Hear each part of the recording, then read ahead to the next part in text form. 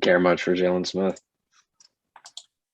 Hi, welcome back to Tolva Tuesday on Wavelengths. Andrew Tolva, Justin Harris, Chris Solly, and Andrew. Do you know what time it is? Is it bingo time?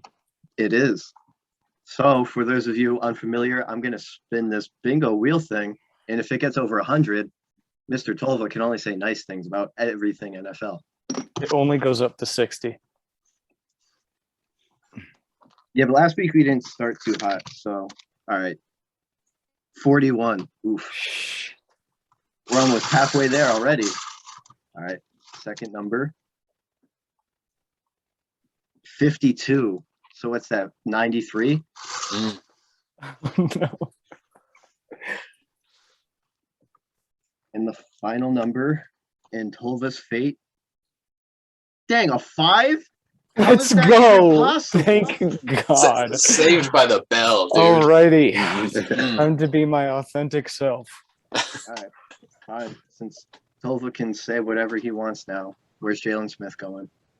All right. Yeah, let's touch on this a little bit. First off, I know that the biggest question is why did they release him? He's so good. It's because he's not good. He can't cover anymore.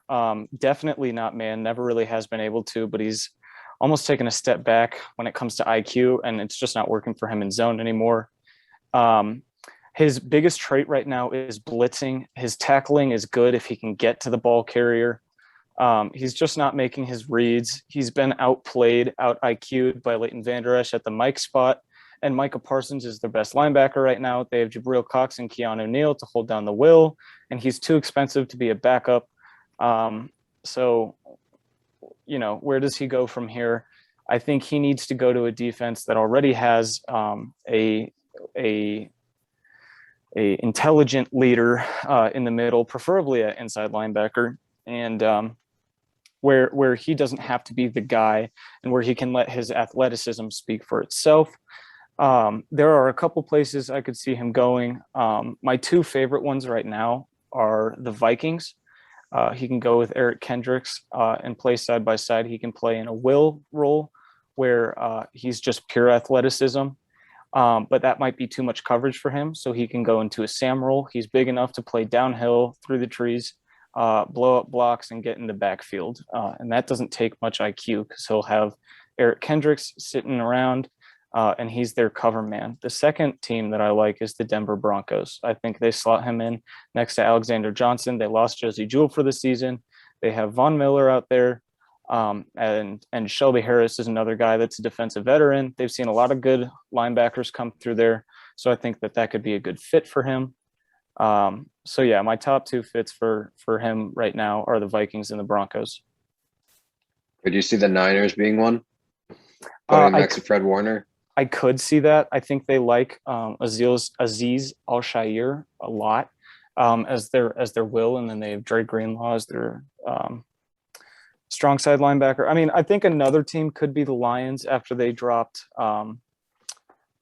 Jamie Collins. I think Alex Anzalone is really smart. He was on the Saints for a couple of years. I got to watch him. He's a very smart player. He's just not always healthy. He plays all three linebacker positions in a 4-3 defense, and that's what Jaylen Smith is used to. So I could see him sliding in there. They need defensive help too after Romeo Okwara and Jeff Okudah have gone down for the season. So a guy like him could be good, especially with his blitzing ability. That could be good for their pass rush after the loss of Romeo. So I think it's a late release, and generally guys who get released early into the season like this tend to sign, one-year deals to finish the year. So I would say I could see him ending up in Indiana or, unfortunately, Kansas City. I could see Kansas City being a possibility. I just think that would be a bad fit for him. Yeah, but I think that just like they've let that defense go to waste whilst continuing to add random weapons on offense to try and make it as explosive as possible. Eventually, they're gonna need to. They already know that they need to do something about this defense, and I think could be exactly the kind of guy they're looking for if they just need someone to use. They're not worried about spending a little bit of cash to get him there for for one season and then figure out the problem later. Well, I think they have a good Jaylen Smith-esque player in Nick Bolton now.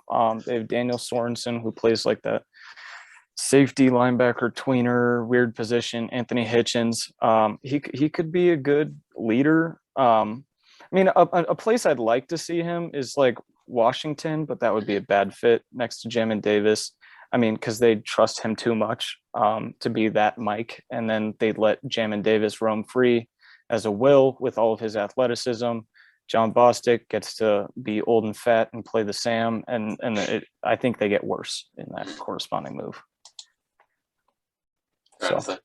But I mean, another option's the Falcons, but I don't think he's too interested in signing with them. No, I think considering he would just be he's just trying to finish the year. It's not about money for this year anymore. It's about proving that he's able to earn another contract after. I'm sure he'd go to a winning team, and I think Deion Jones is their speedy Mike. He's one of the best linebackers in the league, super underappreciated.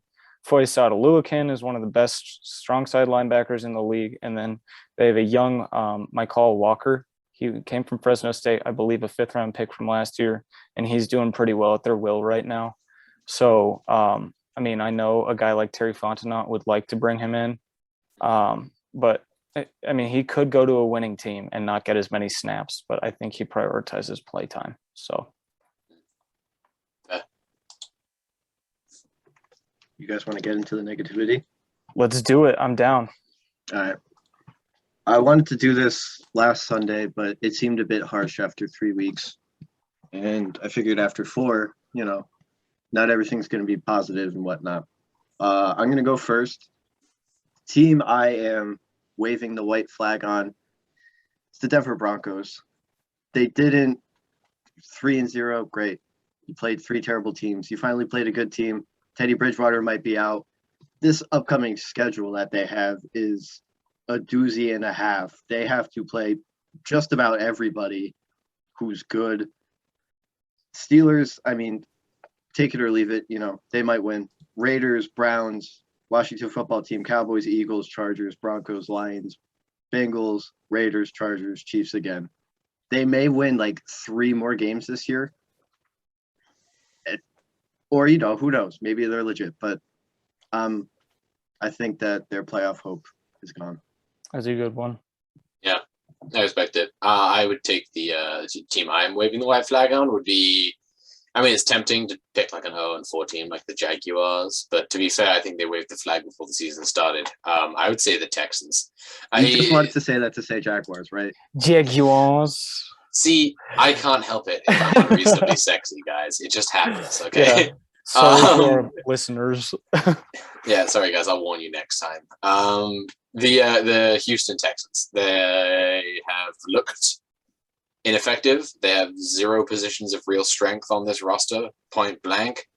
And Tyrod Taylor made them look passable. Davis Mills makes them look less so. Obviously, I'm not saying anything about Davis Mills yet. He's a rookie who started, 1 game, really 1.5, 2 games. And you need time to develop him, and it's far too early, especially with a bad supporting cast, to say anything really about him with the limited action he's seen. So I'm not going to say there's an issue there yet, but he's not ready to start in the NFL, and the rest of this roster is not ready to do anything without an at least competent NFL experienced quarterback. So yeah, I'm out on Houston. Their season's done. And they can quite comfortably enter the race for the number 1 overall pick. Because really, I mean, I would say so. I would think the conversation's more top 10 than first overall. Yeah, I completely. I don't think they're going to win the race, but I would say 4 to 8. Okay. What you got, Chris? I'm going hometown, Philly. I think the Eagles is the one I'm waving the flag on already. I mean, just looking at the rest of their schedule, they have the Panthers this week, then the Bucks, Raiders, Eagles. I mean, not the Eagles, Lions, Chargers, Broncos, Saints, Giants, Jets, Giants again, Washington twice, and then the Cowboys. I think they're going to get killed. I think their roster isn't healthy enough. I don't think Jalen Hurts is the guy. He's shown he can beat up on bad teams. It's just like Bridgewater. shown he can beat up on bad teams, but when he came against two pretty stout defenses, even with, I mean, they can't give the excuse of last year, which was that he had no one, because now he has a healthy Smith. He has a Rager who's very steadily improving as a wide receiver too. They found Quest Watkins, who I like a lot. The kid's I agree. fast. Then after that, you go and you look at the defensive side. I mean, you have Goddard and you have Ertz, who are debatably two top 15 tight ends when healthy. So it's like, I mean, you could blame it on the offensive line and say, okay, well, maybe he's running for his life. He's averaging out about 2.5 seconds to throw the ball before he has to move around the pocket. That's why I'm not taking it, and that's why I don't think he's the guy. I mean, he walked into a hostile environment one time. He walked into Lambeau in his rookie year, and which was last year, and he beat the Packers.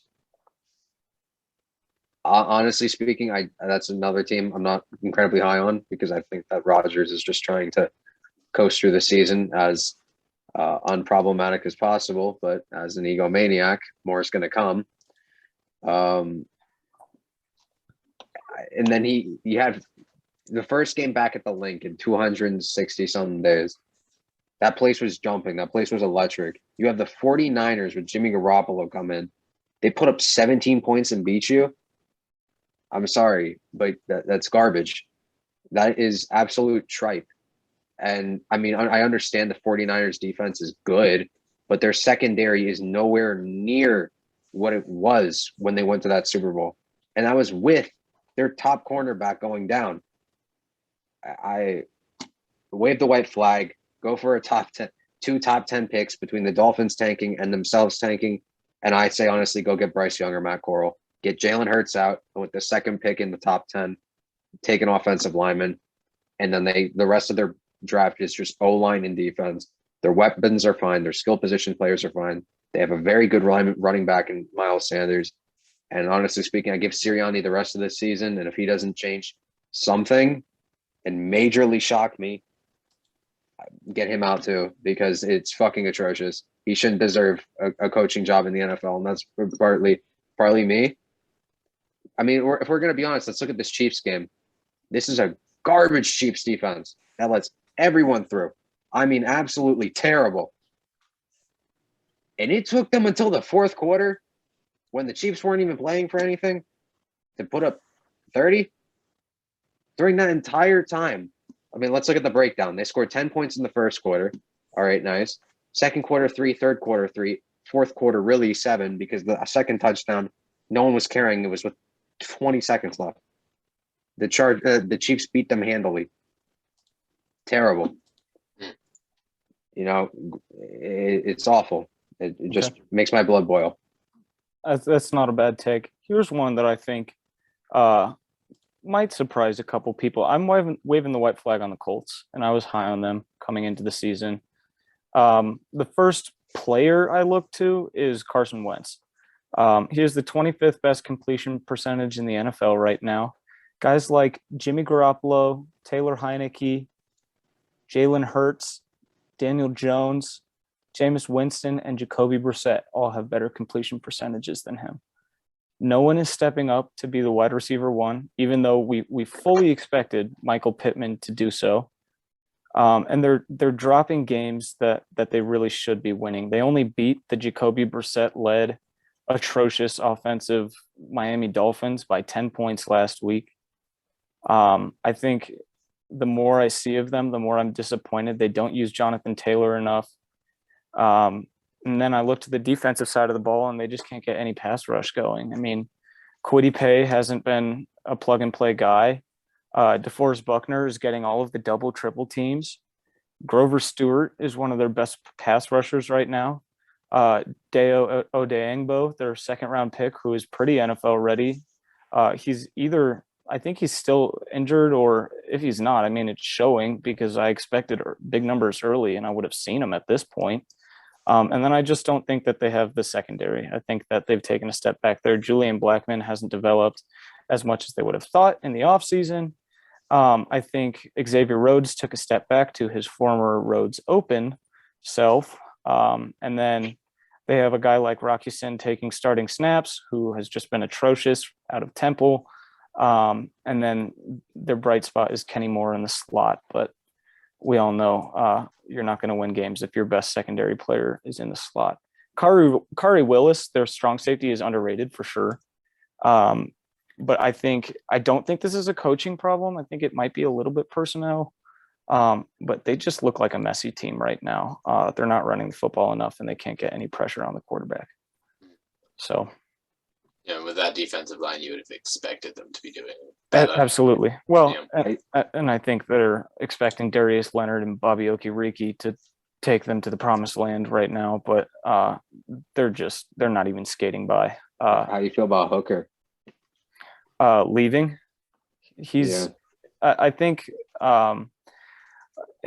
he is a player that I would have liked to see maybe a return on like a 2-year deal. When he's healthy, we've seen what he can do. He's been pretty good in Dallas so far, honestly. But they're missing that guy, a rangy ball hawk like that, who's got a big body, high potential. But he wasn't able to stay healthy when he was on the field. He was one of their best players. He was a top 10 draft pick, 8th overall maybe by the Colts. Yeah. And he's disappointed because of injury. But I mean, you look at his tape when he's healthy and like actually running with a pop in his step, and he's a great player. So I think they thought Julian Blackmon was going to make him disposable, and they have a hole now. So secondary is pretty disappointing, and their pass rush can't get any pressure on the quarterback. So guys like Jacoby freaking Brissett are able to sit in a bad pocket and deal. So, and they can't get going on offense. Their quarterback's not good, and they're not running enough. So, yeah, you're not expecting them to win a shootout when they're right. Yeah, I don't think they can. Yeah, you're firing blanks. Yeah. Speaking of firing blanks, it's my turn to talk. That was a sex joke. Okay. Was that Dan Campbell quote real? I have no idea. Oh, I'm gonna look it yeah, up right now, baby. actually. No, it wasn't. It was Really?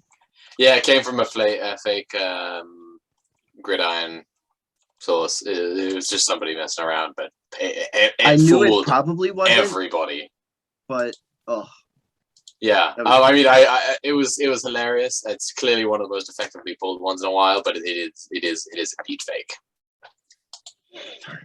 I Yeah, want I Dan know. Campbell to win so bad. Yeah. Okay. Do you want him to win, or do you want him to do cocaine? Which is it? No, I don't know. I don't want him to like. He finally, has his moment. Yeah. NFL head coach. I don't want him to spiral off into that because nobody deserves that. But I really want the Lions to do well. I mean, I respect that. It feels a little bit like just sort of sympathy for them at this point. They know they're not winning because of a lot of different reasons, but it's hard not to root for them when they're out there because it's a little sad to watch after all this time, and they just never seem to get a break. They're a better team.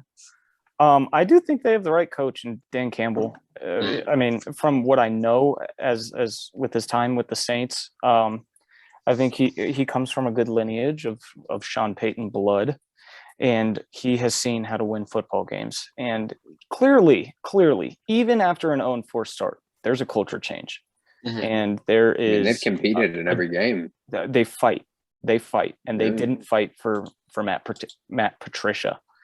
I think they have no personnel. They don't have any wide receiver one right now.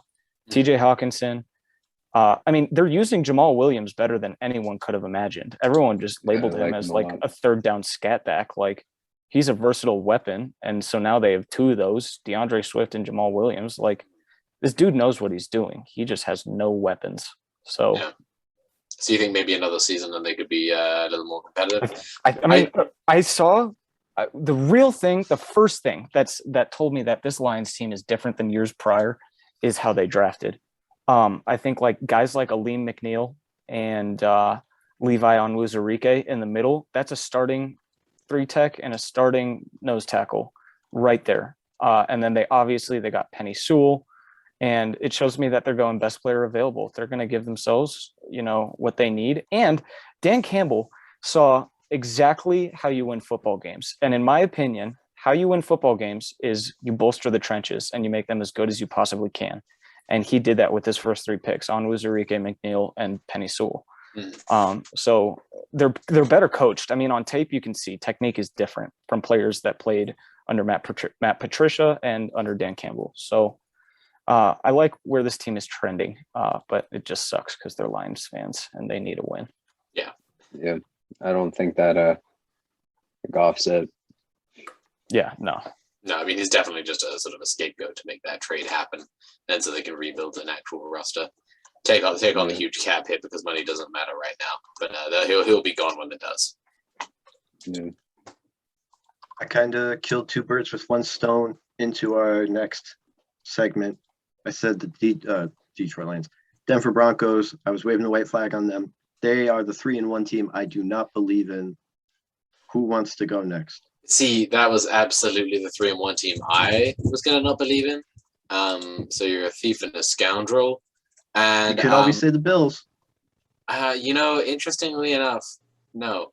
I don't believe in the Panthers. I love the Panthers, but this year they're going to be 9-8, which just still feels wrong to say like a record that's not made up of 16 games. Yeah. But they're going to be 9-8, which is going to be the new 8-8, which is going to be the new, etc. It's disappointing. They've made good moves, but with JC Horn and Christian McCaffrey injured right now, I don't see them getting back on form for another week or 2 at least. And when they finally do get back on form, they're still sitting in a tough division. I mean, the Falcons can be an upset. The Saints are generally by the time the Panthers get back on form, the Saints will be back on form, and I'm much more afraid of the Saints right now. I'm just waiting for them to get healthy. And when they do, they're going to be terrifying, I'm sure. I say terrifying. I mean playoff team, could have potential to beat anybody in a single game. But I don't have the same faith in the Panthers. I think they're better than they were last year, but not by much. And I think that they need just one more season to figure it all out, and hopefully they can retain personnel and come back and try again. But That's a good one. I don't believe them. Chris? We're on the Bengals. Let me preface with this. I love Joe Burrow. He is by far my favorite college quarterback of all time. I love the guy to death. I think he's a stud. I think he's a great player. But I think the Bengals majorly fucked up by not drafting Sewell and drafting Chase. Chase is a good wide receiver. Don't get me wrong, and he's proving that. But I think that right now, after seeing what I saw last year with how Burrow was just running for his life, I'm not sold on this offensive line. I mean, looking at their schedule, they played the Vikings and won in overtime. Okay. The Vikings are actually, they're my 1-3 team that I believe in, because they've fought just about every game. And Kirk Cousins, as much as I hate the guy, is playing as good as you can. He's thrown 9 touchdowns to 1 interception, has a 105 QBR, and has thrown 1,100 yards so far this season in 4 games. Then you play the Steelers. Steelers are garbage. You beat them. That's normal. Play Jacksonville. Do I need to say anything? And then you play then you play the Bears. The Bears are the only team here with a legitimate.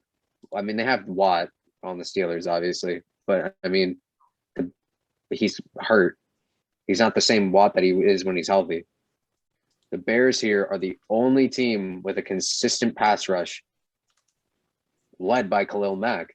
Robert Quinn looks like he's back. Yeah.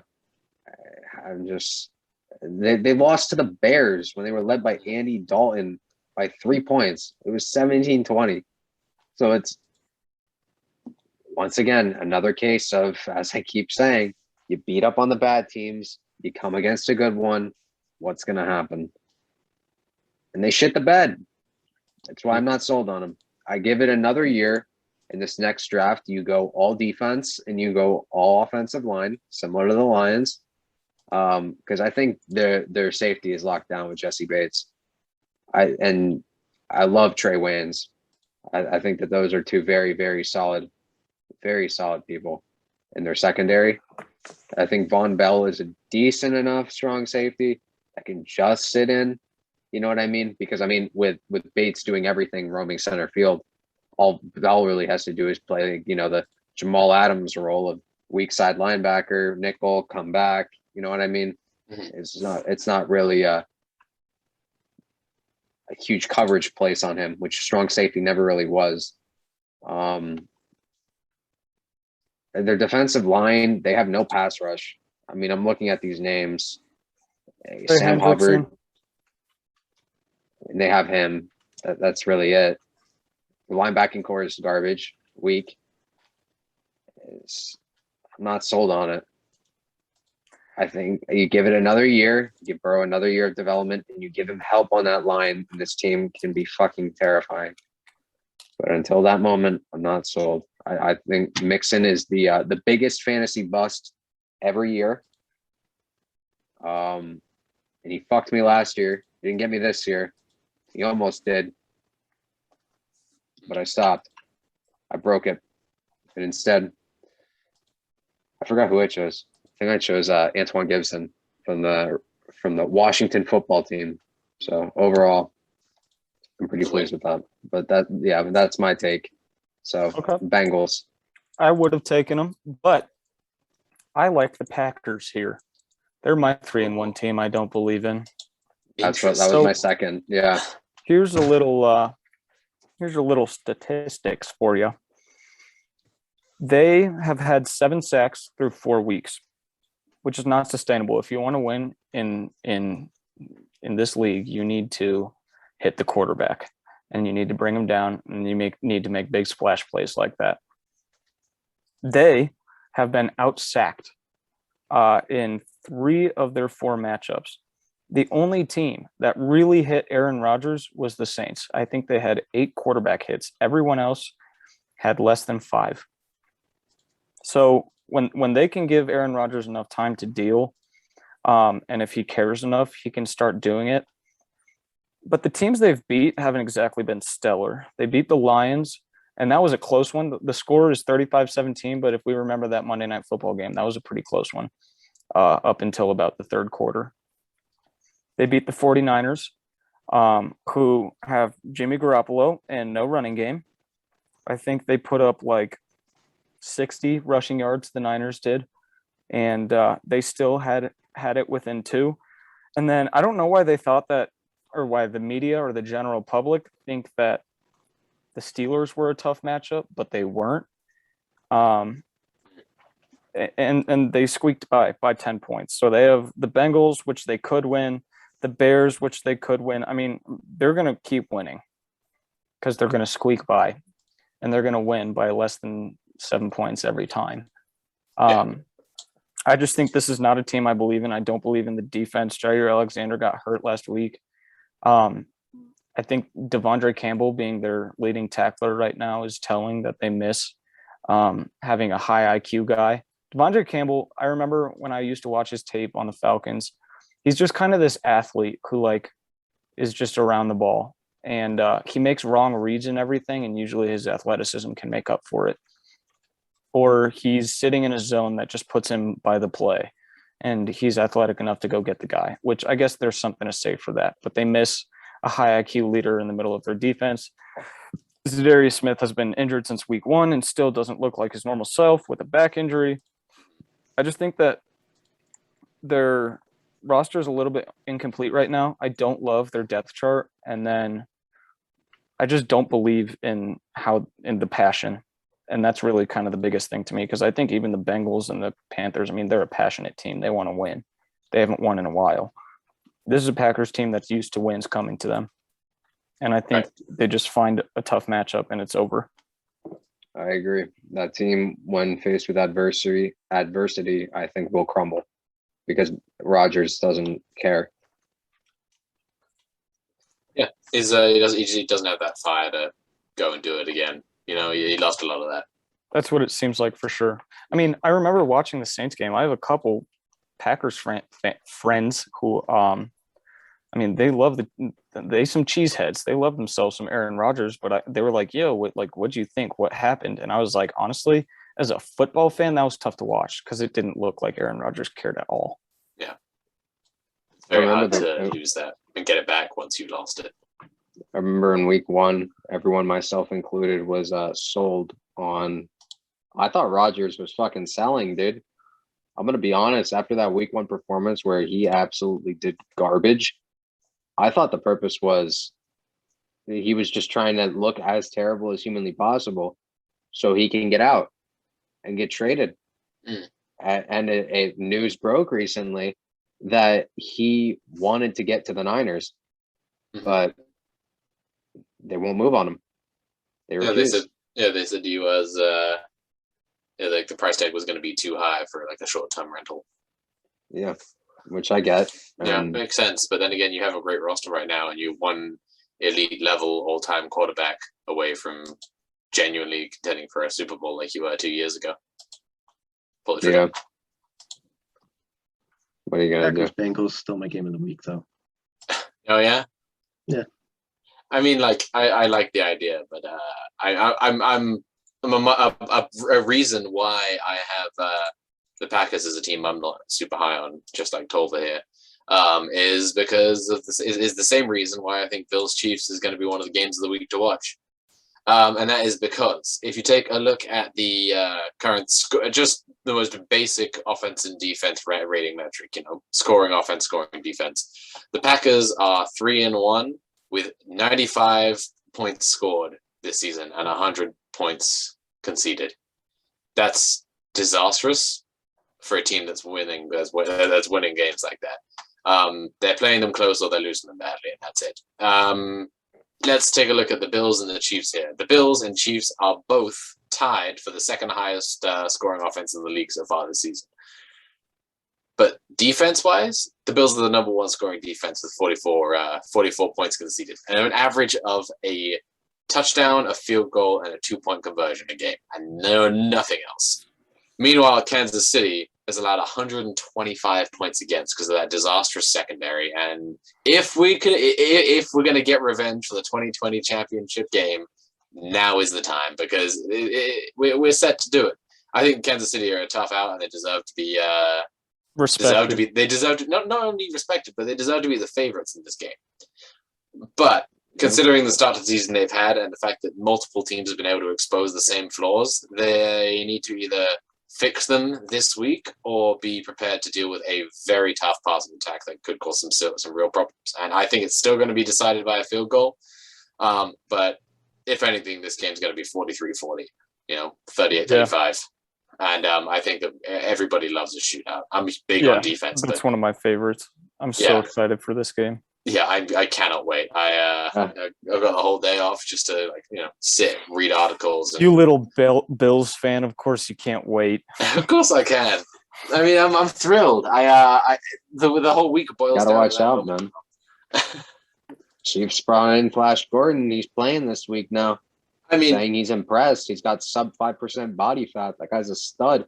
I'm excited to see Gordon. I didn't really want to have his debut be against us, but I don't think he's going to be as effective as we think, because he's just not going to get the targets in that offense.